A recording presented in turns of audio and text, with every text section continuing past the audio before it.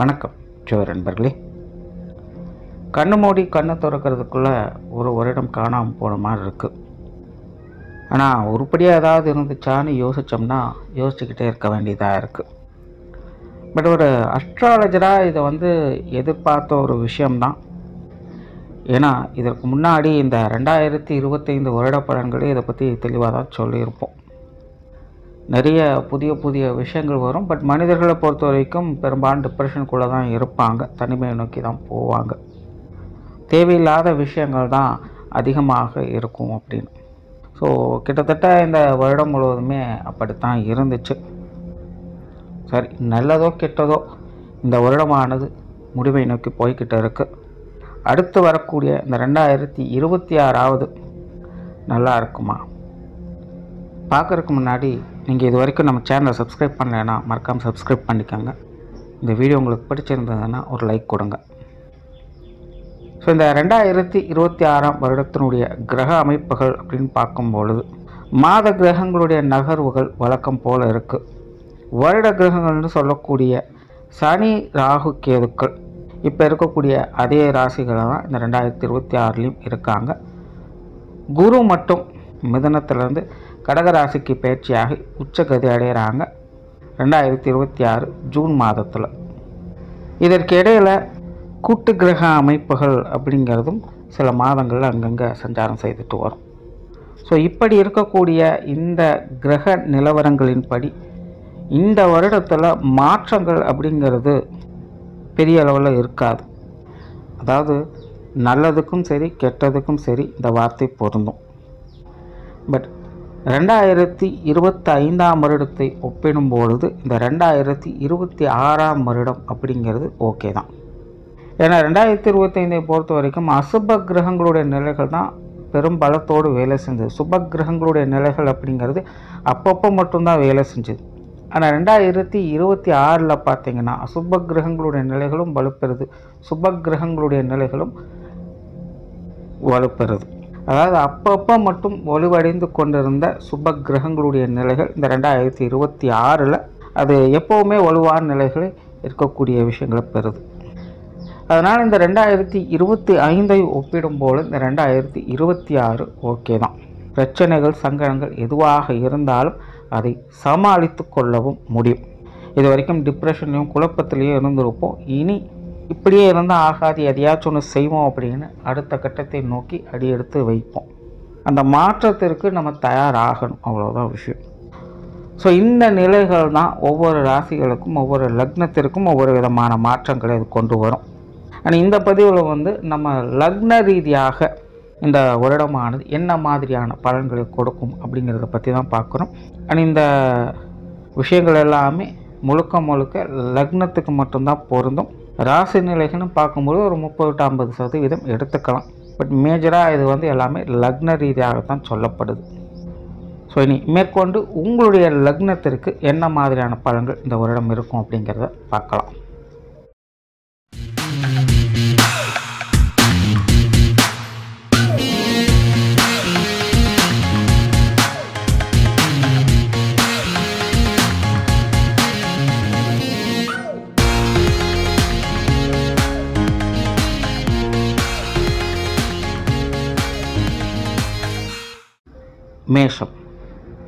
மேஷ லக்னத்தை பொறுத்த வரைக்கும் வாழ்க்கை ஓயாத அலைச்சலுக்கு உட்பட்டதாகவே இருக்கும். நேரனா மூலம் சறுக்குதுங்கிற விஷயத்தை முழுமையாக அவங்க பார்த்துட்டு வந்திருப்பாங்க. அதிகப்படியான அலைச்சல்கள், தேவையில்லாத விரயங்கள், சொந்த பந்தங்களுக்குள்ள காரணமே புரியாத மனஸ்தாபங்கள், காரியங்களில் ஏகப்பட்ட தடை தாமதங்கள், இப்படி சில சிக்கலான விஷயங்களுக்குள்ள இந்த மேஷ லக்னக்காரங்க சிக்கி தவிச்சிட்டு வருவாங்க. ஸோ இந்த வருடம் மேஷ லக்னக்காரங்களுக்கு ஏகப்பட்ட டிஸ்ட்ராக்ஷன்ஸ் இருந்திருக்கும். சரியான ஒரு டெவலப்மெண்ட் இல்லாத ஒரு சூழ்நிலை தான். அதுலேயும் அவங்கவுங்க வயது நிலைகளுக்கு ஏற்ப பார்க்கும்பொழுது அங்கேருந்து அடுத்த கட்ட நிலைகளுக்கு போகணும் அப்படின்னாலே ரொம்பவுமே சிரமப்படக்கூடிய ஒரு சூழ்நிலை.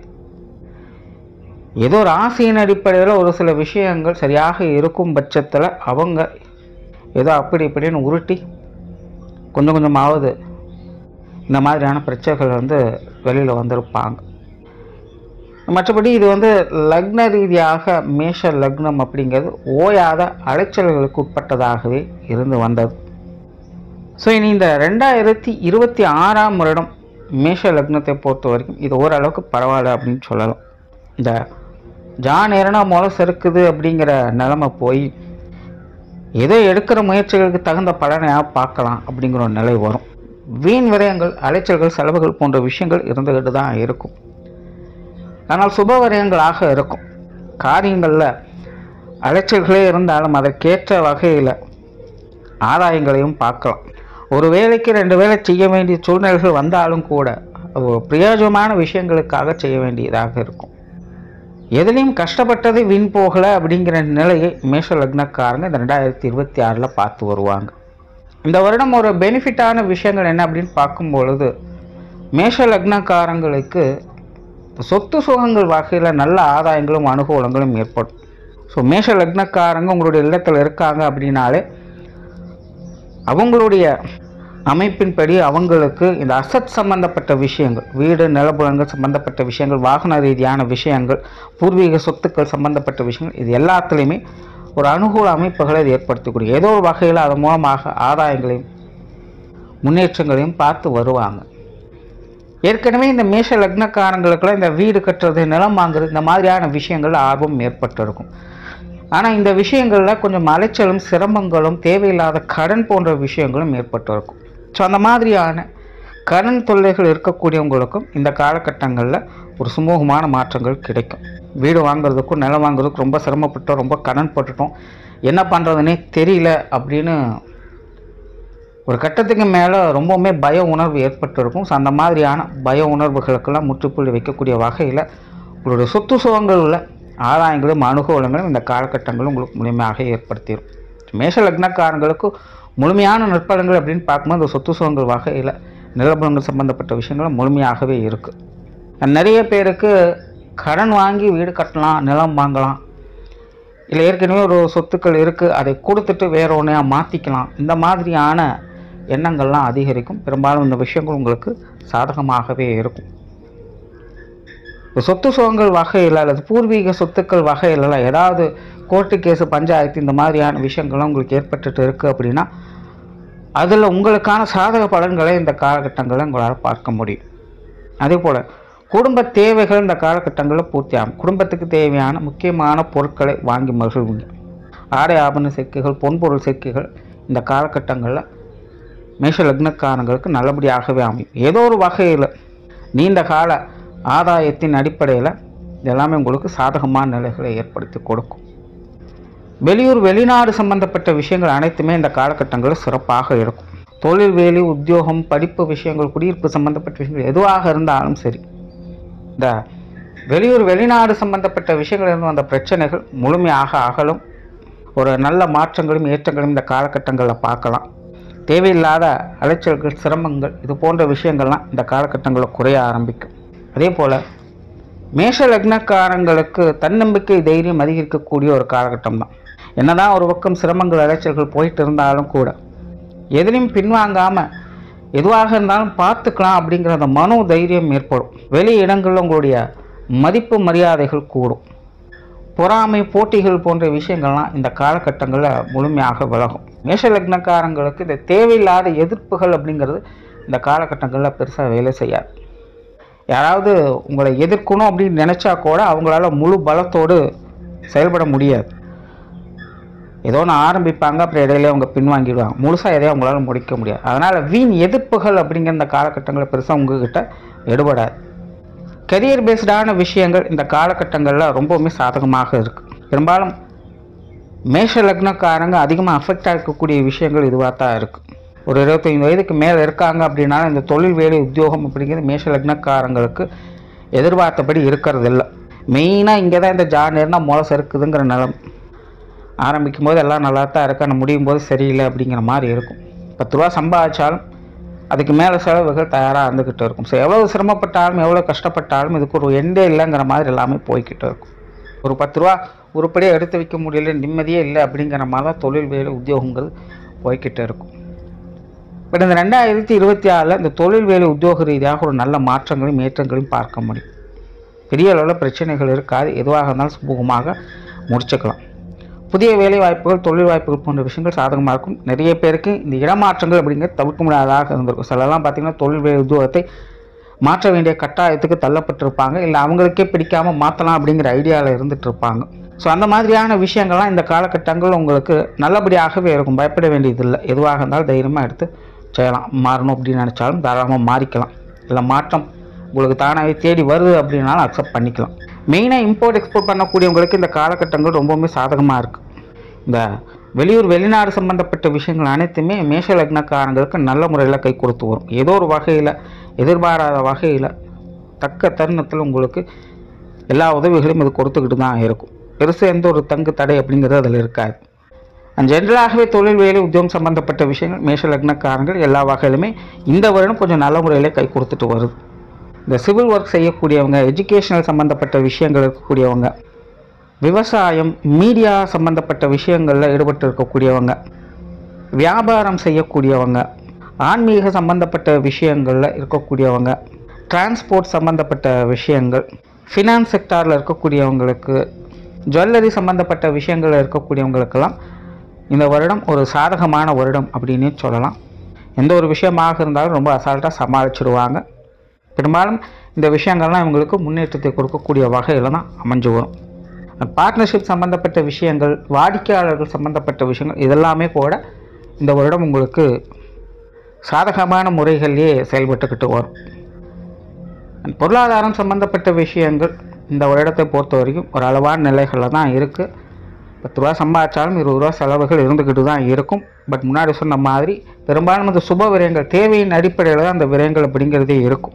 வீண் விரயங்கள், செலவுகள் அப்படிங்கிறதெல்லாம் இனி பெருசாக கவலைப்பட வேண்டியது இருக்காது. ஸோ வரவுகள் உண்டு, வரவுகளுக்கேற்ற செலவுகளும் இருக்கும். பிரயோஜனமான வகையில் செலவு செய்ய வேண்டிய சூழ்நிலைகள் அப்படிங்கிறது இருக்கும். அதனால் இந்த கொடுக்கல் வாங்கல் விஷயங்கள், பணம் சம்மந்தப்பட்ட விஷயங்கள்லாம் கொஞ்சம் கவனம் எடுத்துக்கங்க. அந்த கடன் சம்மந்தப்பட்ட விஷயங்கள் அகலக்கால் வைக்காதீங்க.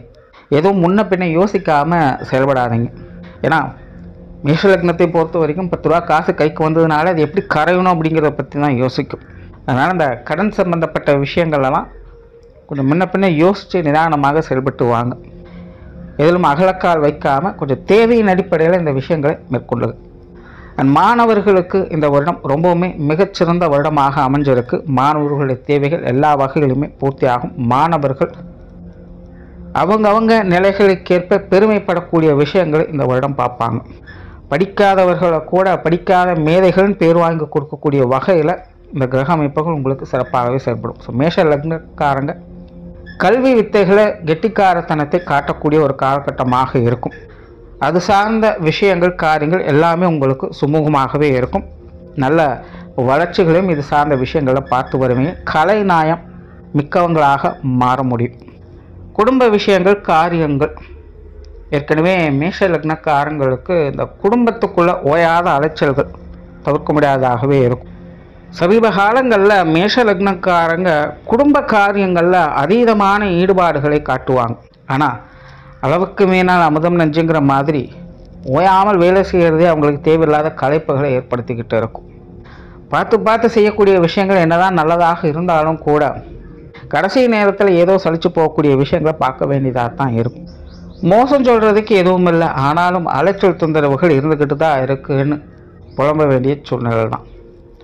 ஸோ இந்த மாதிரியான விஷயங்கள் இந்த 2026 ஓரளவுக்கு கட்டுக்குள்ளே வரும். ஸோ முழுமையாக மாறும்னு சொல்கிறதுக்குள்ள பட் இருந்தாலும் ஓரளவுக்கு கட்டுக்குள்ளே கொண்டுட்டு வந்துடலாம். குடும்பத்துக்குள்ளே தேவையில்லாத செலவுகள், விரயங்கள் போன்ற விஷயங்கள் குறைய ஆரம்பிக்கும்.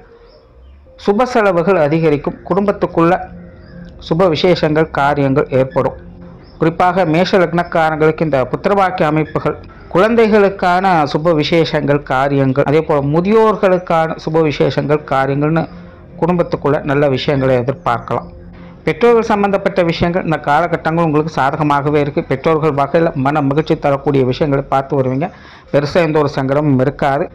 இது வரைக்கும் பெற்றோர்களோட உடல்நல விஷயங்கள் கொஞ்சம் தேவையில்லாத அலட்சியம், டென்ஷனையும் ஏற்படுத்திக்கிட்டு இருக்கும். இந்த வருடம் பெருசாக எந்த ஒரு பிரச்சனையும் இல்லை, எல்லாமே சமாளிச்சுக்கலாம். ஒரு நார்மலான விஷயங்களை தான் எதிர்பார்க்க முடியும். அவங்களோட உடல்நல விஷயங்கள்லாம் பெருசாக தொந்தரவுகள் இருக்காது.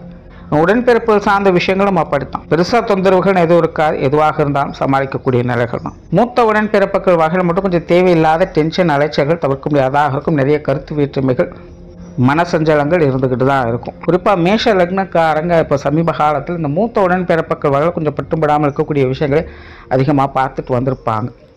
ஸோ இந்த வருடம் அந்த மாதிரியான மனஸ்தாபங்கள் கொஞ்சம் குறைய ஆரம்பிக்கும்.